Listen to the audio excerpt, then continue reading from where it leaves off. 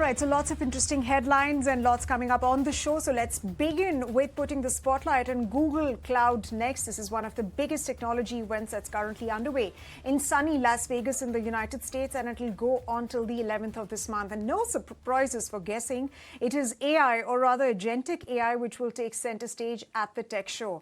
Company executives are gathering with analysts to compare notes and share best practices on how to best leverage Google Cloud's platform's tools, especially when it comes to AI and Agentic AI. Sundar Pichai, the company's big boss, opened the event. He was outlining the scale of the technology being used. And of course, to talk about all of those developments and what to expect over the next couple of days, the big launches, we're now joined by Mitesh Agarwal, the Managing Director, Customer Growth Engine Architecture Solutions and Technology, Asia Pacific. Thank you very much, Mitesh, for joining us here on ET Now. I appreciate you taking the time out and speaking with us. First things first, you are, of course, organizing Next. It is going to go on for the next couple of days. Give us a sense of what Google's focus is going to be on. And with that, what's the messaging that you're sending out with the kind of commitments that you're looking at making in AI, Agentic AI? Remember, that's been the larger focus of the company these past few months.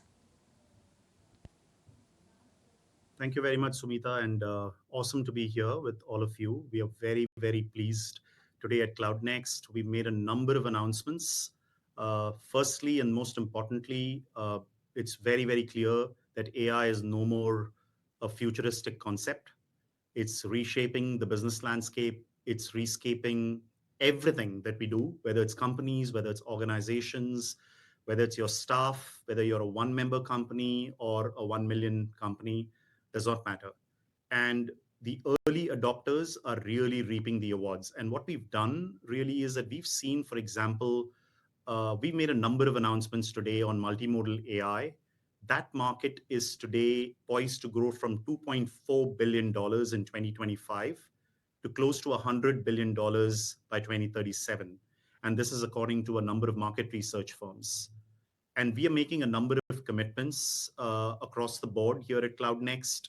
One of the most important breakthrough innovations that we are launching here is Gemini 2.5 Pro. This is the experimental model. It's one of the most intelligent models yet that is out there in the market. It offers a massive context window. It offers multimodality, which means audio, video, images, text, code, any 3D, any output or any input. And most importantly, it begins to reason like humans. So it's got amazing reasoning capabilities, just like you and me here, Sumita. So Gemini 2.5 Pro experimental can, for example, generate a full working video game from a single prompt. So think about it, a full working video game from a single prompt. And we've got a number of our customers who are experimenting with this, which I'd love to share with you during our conversation. But very excited to be here. And that's mind-blowing, Mitesh, that you're able to, with a single prompt, generate a whole new video game altogether. So let's delve a bit deeper into Agentic AI, because that's been a key buzzword in the overall tech segment. And in fact, earlier this year, Mr. Pichai also unveiled some of these applications in December last year, the Gemini 2.0 project, then this Project Astra, Project Mariner. Give us a sense of the kind of adoption that you're seeing with respect to these apps, the use cases, and what is it that you're hearing from your partners across India and Asia Pacific? The agentic revolution is here, and it's only begun. Let me explain what that means. For example, last year, we announced the availability of end-to-end ML processing for our first-party Gemini 1.5 Flash model in India. So in our Mumbai region, for example, you could be a regulated customer who wants all the data processing, everything to happen within the sovereign shores of India. We announced that. And this deployment today is live. A number of our customers across financial services, telecommunications, and public sector already use this. Some examples are Airtel, Aditya Birla Fashion, HDFC Ergo, Network 18, Indigo Airlines, and so on and so forth. And of course, we have a lot of e-commerce companies like Flipkart. We've got companies like Gupshup, Glance, PeopleStrong, all using this. The second part is, how are we making Agentic live?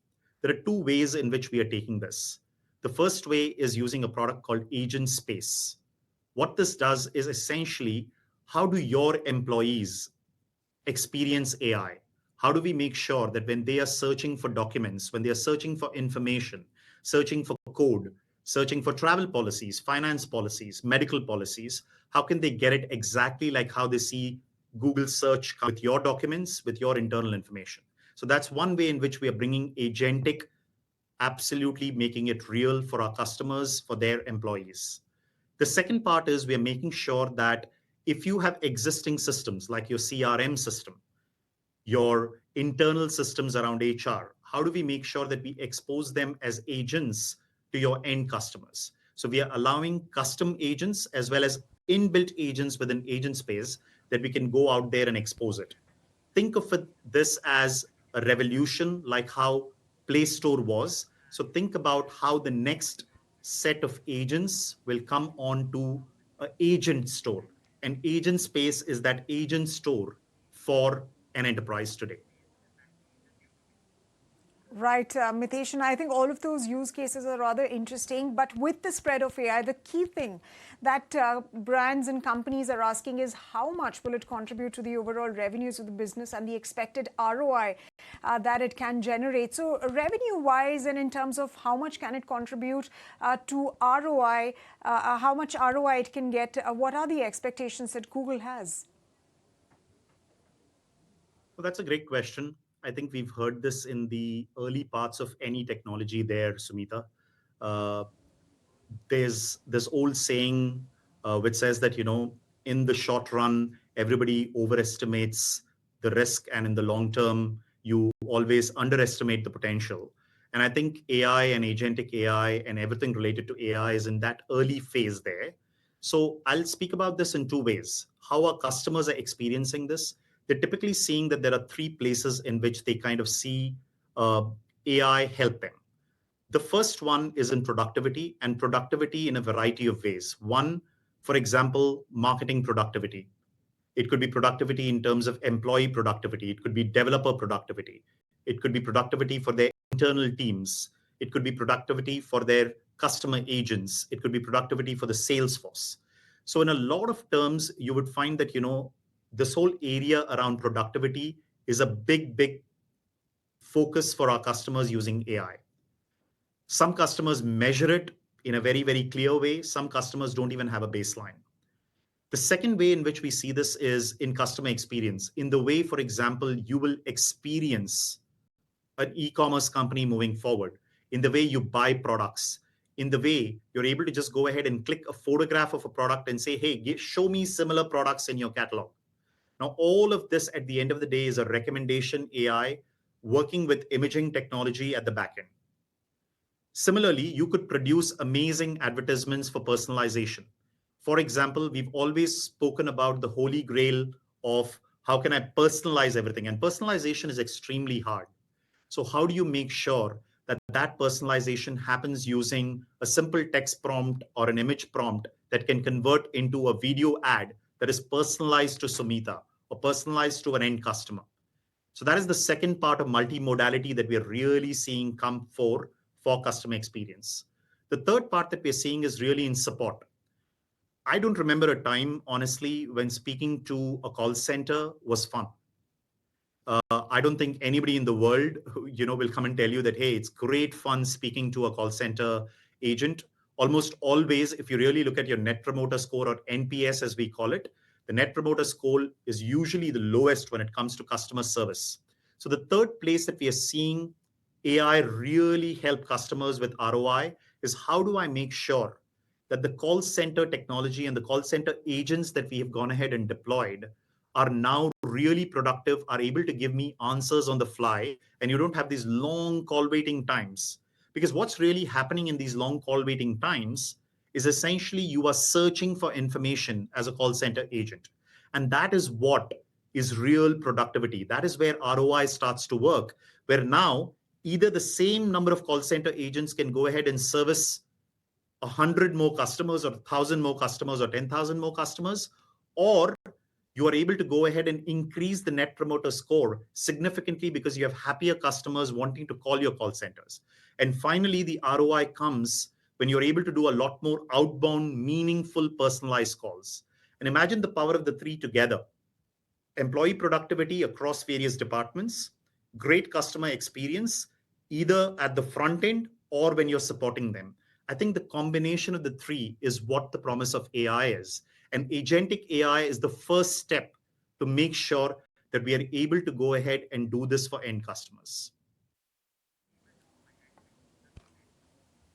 Right, and we'll have to see how that story really plays out and all the big announcements that Google makes at that cloud event over the next few days. But talking about India's AI push, Mitesh, given the cost of developing AI models is expected to come down, would you anticipate the start of a price war, perhaps? That could be the big trend. That could be the big thing to watch out for over the next couple of months or years, because we have DeepSeek, which has significantly brought down the cost of, large language model, as it was, significantly down versus what you see in the United States and some other countries where a cost of these models is significantly high. But do you anticipate that start of a price war, perhaps?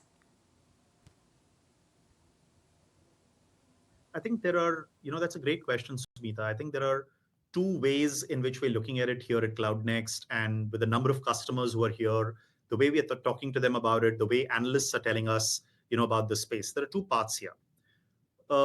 I think that cost becomes better and better as usage goes up. That's one way in which you can go about thinking about it. So we are not worried about the short term, part around someone coming in, putting in an innovation. That's true of every innovation in the last 40, 50 years. The initial part, the cost is always high. Think about, for example, long back when we started having a touch phone, it used to cost a lot of money. Or even the first telephone calls in India, as an example, I remember used to call 16 rupees a second, right? And think about it today, voice is literally free. But the value add it does is in the ecosystem. And that is what we believe will happen with AI. What you will find is that there will be two kinds of models very, very clearly that will be there. So for example, we just announced Gemma 3 here at Cloud Next, which is open source, open weights, based on what Gemini uses. So that is our open source model. We of course go ahead and partner with all the open source models out there as well. And you can use that of our model garden. The second is there will always be first party models that we will provide and access to third party models as well that we will provide to you.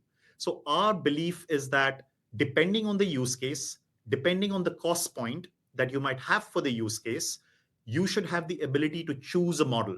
So whether you use Gemini, irrespective of the versions of Gemini, or you use open source models, whether it's from Llama or any of the other providers, or you want to use third-party models like Anthropic, you have Gemini and Vertex that provides you that platform as a single interface for a customer. So really for us, Google Cloud, we believe, provides that most enterprise-ready cloud for the AI era. And we want to make sure that access, therefore, is democratized. Obviously, in India, for the scale that is there, the cost point always ends up being right. And that's our really key message out here. Absolutely. Democratization of AI is something that is going to be significant as the technology makes rapid and giant strides. And this is something that India is also focusing on when it is developing its own large language model. But one final question, Mitesh, before we let you go. Google Cloud has grown significantly over these past few years. And of course, your financials suggest that. But where do you see going forward, where do you see the biggest growth opportunities come for Google Cloud in the next 1 to 2 years, besides Agentic AI that you've spoken of in detail? I think if you really look at it, the AI era is just started. The customers have moved from experimenting to beginning to put things in production. Every time an AI workload goes into production, you have easily 5 to 6x more cloud revenue that you pull in. And typically our view is that, all of this is happening as innovation on the cloud. For public sector, they're doing it from a sovereign cloud perspective. And each of these is a massive opportunity. And customers have begun to get real business value from Google's AI investments. So for us, the journey has just begun. We believe that Google Cloud has the best AI partner ecosystem. We have the most differentiated AI products. And what that means is overall, from a Google and Google Cloud perspective, the journey has just begun and the growth is just going to be absolutely amazing, not just in India, across the globe.